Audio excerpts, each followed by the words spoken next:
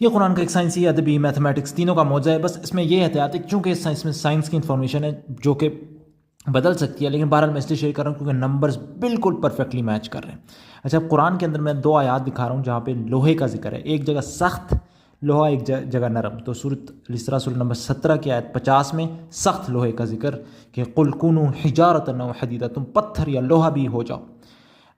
वो आयत का एक कॉन्टेक्स्ट है, लेकिन यहाँ पे चूँकि लोहे के सख्त होने का जिक्र है। और फिर सूरह नंबर 34 सूरह सबा की आयत नंबर 10 के अंदर उसके नरम होने का, और हमने उसके लिए लोहा नरम कर दिया। और आपको पता है पिघलना लोहे का यही होता है, पिघलना भी उसको एक नरम करने का एक तरीका होता है। तो सुबहानल्लाह, आयत नंबर सूरह नंबर 17 की आयत 50 से सूरह नंबर 34 की आयत 10 तक पूरी इन आयत को मिलाते हुए 1538 आयत बनती है। और सुबहानल्लाह, खालिस लोहे का पिघलने का जो दर्जा हरारत है वो 1538 ही है। सुबहानल्लाह। दीगर मौज़ात के लिए सब्सक्राइब करें।